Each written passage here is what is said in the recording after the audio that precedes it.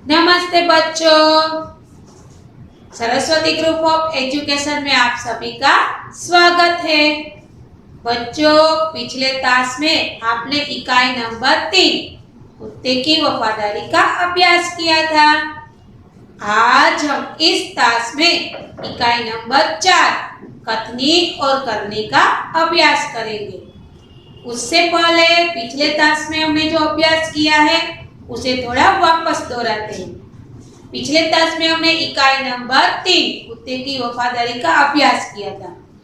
वहां पर हमें यह सीख मिली थी कि बिना सोचे समझे हमें कोई भी कार्य नहीं करना चाहिए। जल्दबाजी में किया हुआ कार्य हमें नुकसान ही पहुंचाता है। आपने देखा था कि एक बंजारा था जिसका लाखों का व्यापार था। वह ऊंट पर अपना सामान गांव से शहर में और शहर से गांव में लाने का व्यापार करता था, इसीलिए उसका लाखों का व्यापार था। लोग उसे लाखा बंजारा कहते थे। इसीलिए एक दिन वह व्यापार में मार खा जाता है। लाखा बंजारे के पास एक बहुत वफादार कुत्ता था। व्यापार में मार खा जाने की वजह से वह वहां के गांव के एक सेठ के पास से पैसे मांगने जाता है। सेठ उसे बताते हैं कि तुम्हें पैसे के बदले कुछ अमानत के तौर पर यहाँ पर रखना पड़ेगा। तब बंजारा बताता है कि मेरे पास तो ऐसा कुछ नहीं है। तब बंजारे को सेठ ने कहा कि तुम्हारे पास ये कुत्ता है, इसे ही रख दो।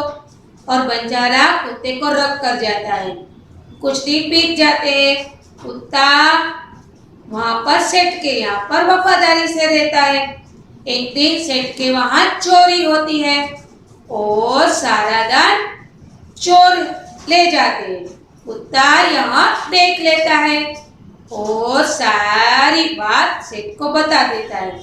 इस तरह वो उसका खोया हुआ सामान उसे वापस दिला देता है और सेठ उस पर प्रसन्न होकर उसे छोड़ देते हैं। लेकिन लाखा बंजारा उसे देखकर ये सोचने लगता है कि कुत्ते ने मेरा मान नहीं रखा, इसीलिए वह उस पर लाठी के प्रहार से टूट पड़ता है और कुत्ता वहीं पर मर जाता है। तो बच्चों, वहां पर हमने यह सीख मिली थी कि हमें हर काम हमारे दिमाग का इस्तेमाल कर सोच विचार कर शांति से करना चाहिए। अब हम बात करेंगे इकाई नंबर 4 कथनी और करनी। बच्चों, आज हम इस लेक्चर में पेज नंबर 29 और 20 की समझूती प्राप्त करेंगे। 20 पर हम 3 ही गद्यांश का अभ्यास करेंगे। यानी कि मैं यहाँ पर आपको पेज नंबर 19 और 20 के प्रथम 3 गद्यांश का पाठ समझाऊंगी। ठीक है? उससे पहले मैं आपको एक कहानी बच्चों मैं आपको एक कहानी सुनाने जा रही हूँ। ध्यान से सुनिएगा। ये एक कहानी है। एक सेवा मंडली थी, यानी कि एक सेवाकीय संस्था थी। वह लोगों को यह समझाती थी कि हमें अच्छे अच्छे कार्य करने चाहिए और हमें समाज का विकास करने चाहिए। यहाँ पर बहुत सारे लोग इकट्ठे हुए थे और बहुत से लोग कार्यरत भी थे। उनमें से 3-4 बहुत उच्च अधिकारी थे जो लोगों को यह समझाते थे कि हमें लोगों को दान करना चाहिए, फिर हमें शादी में खर्च नहीं करना चाहिए, फिर हमें ये कहा जाता था कि जरूरत से ज्यादा चीजों का इस्तेमाल नहीं करना चाहिए और देश का विकास करना चाहिए। बच्चों, यह एक कहानी है, गौर कीजिएगा कि एक सेवा की संस्था थी, यानी कि मंडली थी। वह लोगों को हर दिन और हर वक्त यही संदेश देती थी कि हमें देश का विकास करना है और लोगों को यह सूचना देते थे, यानी कि लोगों के सामने यह बात प्रस्तुत करते थे कि हमें जितनी जरूरत है उतना ही खर्च करना चाहिए, उतनी चीजें खरीदनी चाहिए। फिर बहुत सारी शादियों में जो खर्च होता है वो खर्च नहीं करना चाहिए, कम करना चाहिए, दूसरों की सेवा करनी चाहिए। इतने सारे आदर्शों की बातें करते थे। वहां पर बहुत से लोग हैं, उन संस्था की बातें सुनते थे। लेकिन एक दिन क्या हुआ, मैंने बताया कि इस संस्था के बहुत सारे कार्यकर थे, लेकिन जो 4 मुख्य अधिकारी थे जो उच्च पद पर विराजमान थे, एक दिन उनमें से एक इंसान के घर शादी थी अपनी बेटी की, और उनके जो कार्यकर्ता है वो भी उस शादी में सम्मिलित हुए थे। बहुत सारा खर्चा किया, बहुत अच्छी तरह से शादी का आयोजन किया था। बहुत सारे मेहमान आए थे, बहुत सारे खाने पीने के व्यंजन बनाए थे और बहुत सारा डेकोरेशन किया हुआ था। तभी कुछ लोग उस शादी में आए हुए थे। उन लोगों ने उस उच्च अधिकारी से कहा कि आप तो यह बता रहे थे कि शादियों में खर्च नहीं करना चाहिए, और फिर भी आपने इतना बड़ा आयोजन किया, इतना ज्यादा खर्च किया। तब उस पदाधिकारी ने, वो भी उच्च पदाधिकारी ने कहा अपना बचाव करते हुए कि क्या करे, लड़के वालों की यही इच्छा थी कि शादी धामधूम से हो, बहुत सारे लोगों को बुलाया जाए, इसलिए मुझे ये कार्य करना पड़ा और बहुत सारे व्यंजन भी बनाने पड़े और इतना सारा डेकोरेशन भी करना पड़ा। तभी उसके साथ बहुत सारे कार्यकर्ता भी जुड़े हुए थे।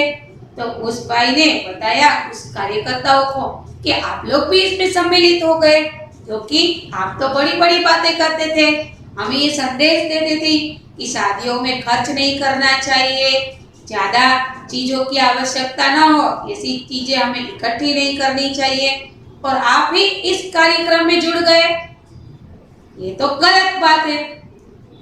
तो वो पदाधिकारी लज्जित हो गए, उसे शर्म आने लगी। बच्चों, कहानी छोटी सी है, लेकिन हमें यहाँ पर यह सीख मिलती है कि यदि हम जो बात बोलते हैं तो उसी प्रकार हमें करना भी चाहिए। हमारी कथनी और करनी अलग नहीं होनी चाहिए। यहाँ पर भी हमारी इकाई यह है, कथनी और करनी। कथनी यानी कि जो कार्य किया जाए वो, करनी यानी कि जो कार्य करते हैं। कथनी यानी कि जो कहा जाता है उसे कथनी कहा जाता है, और करनी यानी कि जो कार्य किया जाता है उसे करनी कहते हैं। बच्चों, पृथ्वी पर मनुष्य एक विशिष्ट प्राणी है। कैसे कि अन्य प्राणियों से मनुष्य को, इंसान को भगवान ने श्रेष्ठ तरीके से बनाया है। उसके अंदर बहुत सारी शक्तियां भी है, विचारों की भी शक्तियां है, इसलिए मनुष्य दूसरों से अलग बनता है, इसीलिए वो श्रेष्ठ है। लेकिन कभी कभी क्या होता है कि मनुष्य को अपनी श्रेष्ठता पर अभिमान आ जाता है। तो चलो आज हम इस इकाई की ओर आगे बढ़ते हैं। इकाई है कथनी और करनी। बच्चों, यह एक निबंध है, इसका साहित्य प्रकार है निबंध। उससे पहले कहानी शुरू करने निबंध शुरू करने से पहले हम कुछ शब्दार्थ और मुहावरे देख लेते हैं। श्रेष्ठ यानी कि उत्तम, संवारना यानी कि सजाना, कथनी यानी कि जो कहा जाता है वह, करनी यानी कि जो किया जाता है वह, अंतर यानी कि भेद, फर्क, बस्ती यानी कि नगर, सज्जन यानी कि भला आदमी, रोपना यानी कि लगाना। अब बात करते हैं मुहावरे की। गुणों की खान होना यानी कि बहुत गुणी होना। चलो बच्चों, हम अपनी इकाई की ओर आगे बढ़ते हैं। ईश्वर ने मनुष्य को अन्य प्राणियों से श्रेष्ठ बनाया है, कई गुणों से संवारा है, इसका उसे अभिमान भी होता है। परंतु स्वयं को गुणों की खान समझने वाला व्यक्ति कई बार ऐसे कार्य करता है जिन्हें वह गलत बताता है। कथनी और करनी में अंतर के ऐसे कई उदाहरण रोज देखने में आते हैं। बच्चों, मैंने पहले ही बताया कि ईश्वर ने मनुष्य को श्रेष्ठ बनाया है, वो अन्य प्राणियों से अलग है, लेकिन कई बार उसे अभिमान भी आ जाता है, वो स्वयं को बहुत गुणीय समझता है, लेकिन ऐसा होता नहीं है। कई बार ऐसा होता है कि इंसान कहता कुछ और है और करता कुछ और है। ऐसे उदाहरण हमें रोज देखने को मिलते हैं। बस्ती के बीच सरकार ने पार्क बनाने की जगह छोड़ रखी थी। बरसात के मौसम में मोहल्ले के एक सज्जन ने को उसमें फूलों के पौधे लगाने की सूझी। बात अच्छी भी थी। वे कहीं से पौधे लाए, कतार से उन्हें रोपा, देखभाल की, पौधे बड़े हो गए। कुछ दिनों बाद फूल खिलने लगे, पार्क अच्छा लगने लगा। मोहल्ले के लोग सुबह शाम पार्क में टहलने लगे। देखो बच्चों, एक पार्क सरकार ने यानी कि बस्ती के बीच सरकार ने क्या रखा था, तो पार्क बनाने के लिए जगह छोड़ रखी थी और बरसात का मौसम भी था। तभी उस बस्ती के एक सज्जन यानी कि अच्छे इंसान ने सोचा कि क्यों ना यहाँ पर पौधे लगाए जाए। तो वो कहीं से बहुत सारे पौधे लाता है और कतार में लगाता है। कतार में यानी कि लाइन में उस पौधों को वहां पर लगा देता है। धीरे धीरे कर कर क्या हुआ कि वो पौधे बड़े होने लगे, इसीलिए वो पार्क भी बहुत सुंदर लगने लगा और बस्ती में के लोग पार्क में आना जाना शुरू कर दिया। सुबह शाम लोग वहां पर पार्क में टहलने आते रहते थे, इसीलिए पार्क बहुत सुंदर लगने की वजह से लोगों का आना जाना भी बढ़ गया। अब आगे देखते हैं। फूल सबको अच्छे लगते हैं। पार्क में लोगों के आने जाने से उन्हें यह लगा कि लोग इस फूलों को तोड़ने लगे। उन्होंने एक तख्ती के ऊपर लिखकर टांग दिया कि फूल तोड़ना मना है। जब उस सज्जन व्यक्ति ने वहां पर पौधे लगाया तो उस पौधे में बहुत सारे फूल खिलने लगे।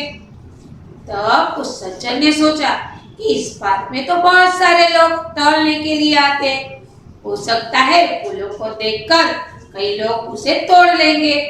तो उस सज्जन ने सोचा कि यदि मैं यहाँ पर एक तख्ती यानी कि गुजराती में कहिए तो पाटी, कुछ लिखा हुआ बोर्ड वहां पर टांग देता है फूलों के पास में और उस तख्ती में लिख देता है कि फूल तोड़ना मना है, यानी कि फूलों को तोड़ना नहीं है। वैसे भी सही बात है, फूलों की शोभा तो पौधों पर ही है। हाँ, ये बात अलग है कि हम उसका सही इस्तेमाल करें, उसे सही जगह पर पहुंचाए तो ये बात अच्छी है। यदि हम भगवान के चरणों में लगाते हैं तो वो बात अच्छी है, लेकिन बिना उपयोग के उसको तोड़ना ये गंदी बात है। हो सकता है कि बहुत सारे बच्चे हैं वो फूलों को देखकर उसे तोड़ ले और निर्थक ही वह व्यर्थ हो जाए। इसीलिए उस सज्जन ने वहां पर एक तख्ती लगा दी। उस तख्ती पर लिख दिया कि फूल तोड़ना मना है। आते जाते सब लोग उस तख्ती को देखते और पढ़ते कि फूल तोड़ना मना है। पर मजे की बात सामने आई जब लोगों ने तख्ती लगाने वाले सज्जन को बड़े सवेरे जल्दी जल्दी फूल तोड़ते देखा। वे अपनी शर्म मिटाने के लिए बोले, फूलों के लिए तोड़ रहा हूँ, यानी कि पूजा के लिए तोड़ रहा हूँ। देखो देखो अब क्या हुआ, जिस सज्जन ने तख्ती लगाई थी वही सज्जन बहुत सवेरे सवेरे क्या करते हैं, उस पार्क से फूल तोड़ रहे थे और टहलने वाले लोगों ने उसे देख लिया। तब उस सज्जन ने बचाव करते हुए कहा कि यह फूल तो मैं पूजा के लिए तोड़ रहा हूँ। अब देखिए, बहुत बहुत सवेरे कोई फूल थोड़ी ना पूजा के लिए तोड़ सकता है। उस वक्त तो मंदिर भी नहीं खुले होते और घर में भी हम इतनी जल्दी तो पूजा नहीं करते। तब वहां पर सज्जन को शर्मिंदगी महसूस हुई और अपनी बात को छिपाने के लिए यानी कि अपना कार्य छिपाने के लिए वो गलत बोलते हैं कि मैं तो पूजा के लिए फूल तोड़ रहा हूँ। कई बार बसों में लिखा होता है धूम्रपान करना निषेध है, एक बार यात्रा करते हुए देखा कि एक यात्री ने बीड़ी जलाई और पीने लगा। उसे देखकर कंडक्टर ने कहा, भाई साहब, बस में बीड़ी सिगरेट पीना मना है। उसने जलती बीड़ी खिड़की से बाहर फेंक दी।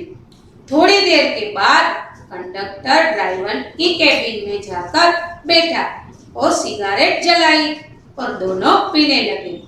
एक दूसरे यात्री ने यह देखा तो लिखे हुए वाक्य की तरफ इशारा किया और कंडक्टर से कहने लगे, भाई साहब, बस में सिगरेट पीना मना है।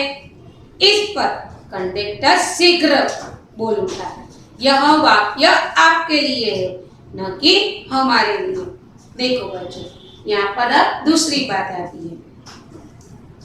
एक बस के अंदर बहुत सारे यात्री जा रहे थे, मुसाफरी कर रहे थे। तब उसमें से एक यात्री बीड़ी यानी कि बीड़ी जलाता है, सिगरेट जलाता है। उसे देखकर कंडक्टर बोल उठता है कि भाई साहब, यहाँ पर धूम्रपान करना निषेध है, यानी कि धूम्रपान करना मना है। तभी वह यात्री खिड़की में से वो जलती हुई सिगरेट फेंक देता है।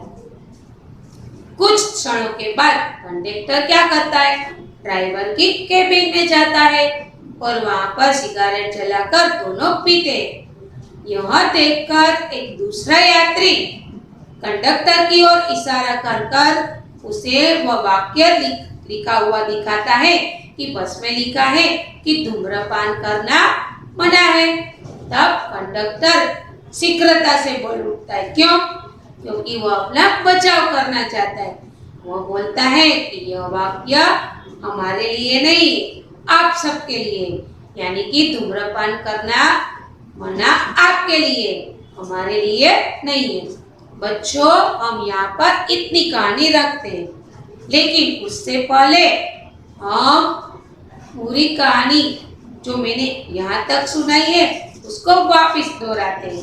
देखिए, पहले मैंने आपको एक कहानी सुनाई थी कि एक समझदार पदाधिकारी, उच्च पदाधिकारी जो एक मंडली चलाता है, वह लोगों को गुमराह कर रहा है। देखो, वैसे तो गुमराह नहीं कर रहा है, अच्छी बात बता रहा है, लेकिन हमारी दृष्टि से देखे तो वह गुमराह कर रहा है। क्यों?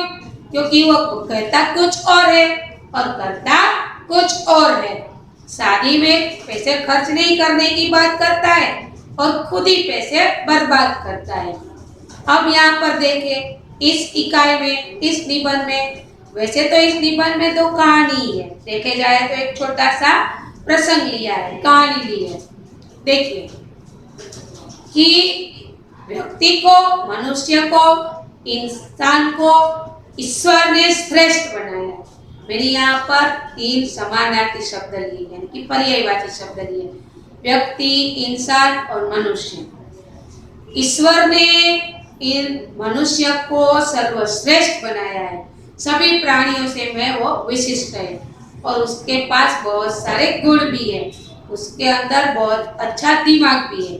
लेकिन मनुष्य को क्या होता है, कई बार उस पर अभिमान आ जाता है, इसलिए कई बार वो कहता कुछ और है और करता कुछ और है।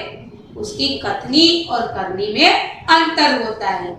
और ऐसे उदाहरण हमें समाज में, हमारे सामने बहुत देखने को मिलते हैं। यहाँ पर निबंध में कहानी तो नहीं कर सकते, इसे कहानी भी कर सकते और छोटा प्रसंग भी कर सकते। वैसे तो यह एक निबंध है। इस इकाई में हमने जो 2 प्रसंग लिए वे वह फिर से दोहराती हूँ कि सरकार ने बस्ती के बीचों बीच एक पार्क की जगह छोड़ रखी थी। वहाँ पर बहुत सारे लोग टहलने आते थे और अपना समय व्यतीत करते थे। तभी एक सज्जन ने देखा कि बारिश का मौसम भी है और पार्क में कुछ जगह भी है, तो वहाँ पर वो कतार में बहुत सारे पौधे लगाता है। धीरे धीरे करके पौधे बड़े होने लगते हैं और उसमें फूल आ जाते हैं। तभी उस सज्जन को विचार आता है कि यहाँ पर तो बहुत सारे लोग टहलने आते हैं, हो सकता है उनमें से कुछ लोग यह पौधे तोड़ ले। इससे अच्छा है कि मैं एक तख्ती बना लूं और उसमें लिख दूं कि यहाँ पर फूल तोड़ना मना है। इस प्रकार वह वहां पर एक तख्ती लगा देता है और फूल तोड़ना मना है ऐसा लिख देता है। लेकिन क्या होता है, बहुत सवेरे वही सज्जन सुबह सुबह फूल तोड़ता है, तब वहां पर टहलने वाले लोग बोलते हैं कि आप फूल क्यों तोड़ रहे हैं। तब उसे शर्म महसूस होती है उस सज्जन को, और अपना कार्य छिपाने के लिए वो कहता है कि मैं यह फूल पूजा के लिए तोड़ रहा हूँ। ये एक घटना यानी कि एक प्रसंग है। अब दूसरी प्रसंग की ओर आगे बढ़ते हैं। बस में बहुत सारे यात्री सफर कर रहे थे। उसमें से एक यात्री सिगारेट जलाता है। तभी कंडक्टर उसे डांटता है कि यहाँ पर सिगरेट पीना मना है। वह यात्री वहीं से सिगरेट खिड़की से बाहर फेंक देता है। कुछ ही क्षणों में वह कंडक्टर ड्राइवर की केबिन में जाता है और सिगारेट जलाकर दोनों सिगारेट पीते हैं। तभी एक यात्री उसे बताता है इशारा कर कर कि यहाँ पर धूम्रपान करना निषेध है। तब कंडक्टर अपना बचाव करते हुए कहता है कि यह आप लोगों के लिए लागू होता है, हमारे लिए नहीं। तो बच्चों, आपको यहाँ तक की कहानी यानी कि यह दो घटना, यह प्रसंग समझ में आ गया होगा। अपनी इकाई यानी कि यह निबंध हम अगले क्लास में आगे बढ़ाएंगे। उससे पहले बता दूं कि आपको इस टास्क के बाद एक वर्कशीट दी जाएगी। आपको यह वर्कशीट अपनी बुक के अंदर दिनांक, विषय, विषयांक लिखकर कंप्लीट करना है। उससे पहले हम कुछ शब्दार्थ को फिर से दोहराते हैं। श्रेष्ठ यानी कि उत्तम, संवारना यानी कि सजाना, कथनी यानी कि जो कहा जाता है वह, करनी यानी कि जो किया जाता है वह, अंतर यानी कि भेद, फर्क, बस्ती यानी कि नगर, सज्जन यानी कि भला आदमी, रोकना यानी कि लगाना। अब देखते हैं मुहावरा। गुणों की खान होना यानी कि बहुत गुणित होना। तो बच्चों, मैं आशा करती हूँ कि आपको इस इकाई के पहले दो प्रसंग समझ में आ गए होंगे। यहाँ पर मैं अपना टास्क कंप्लीट करती हूँ। धन्यवाद।